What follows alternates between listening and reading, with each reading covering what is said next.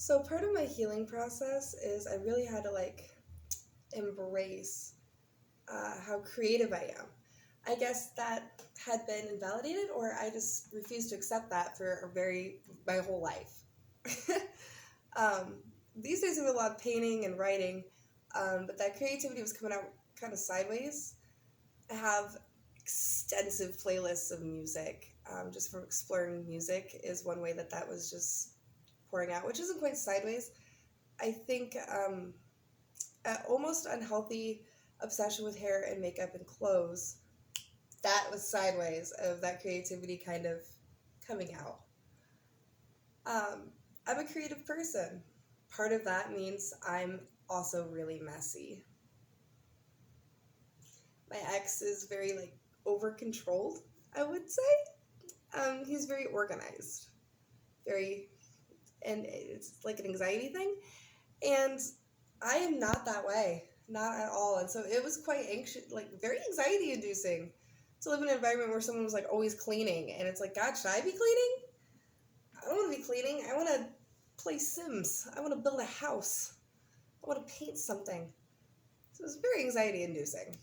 But letting go of that, letting myself be messy and be creative and not so structured, that was the best part.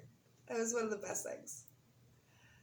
And creativity for me is something that is as necessary as food or sleep. Speaking of food and sleep, I had run on, I was working at least a 40 to 50 hour job per week. I had a newborn baby and another small child.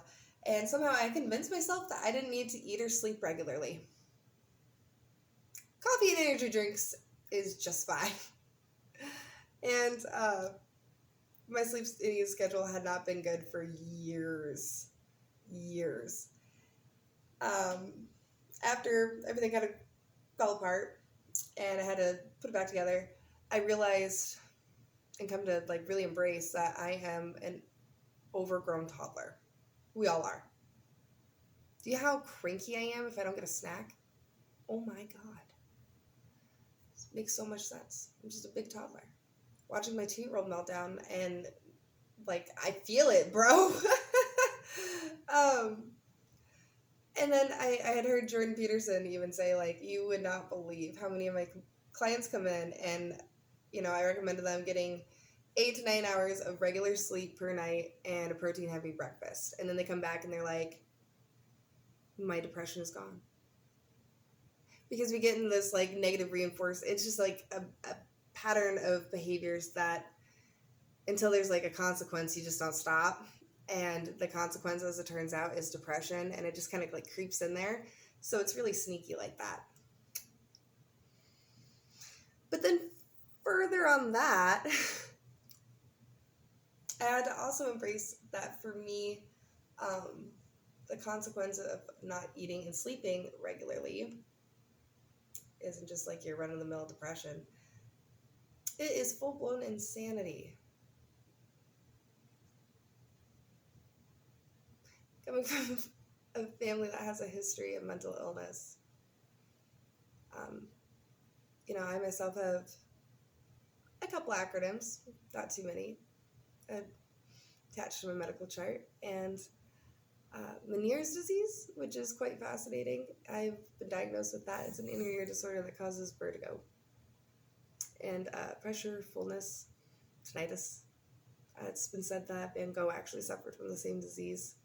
And it is part of the reason that he, fed the madness that drove him to, cut off his own ear. And then he mailed it to his lover. So clearly, it wasn't just the Meniere's. The man was also clearly anima possessed and heavily invalidated his entire life. So that also fueled a lot of the madness. A culmination of realizing that I'm an overgrown toddler, the consequence of not caring for my body, forgetting that I have one, is not just depression, I feel a little sad, crappy. It's full-on insanity. So better eat and sleep regularly. But the gift of that is if I do eat and sleep regularly and keep myself going, I'm very creative, which is such a gift. When I'm getting more comfortable with.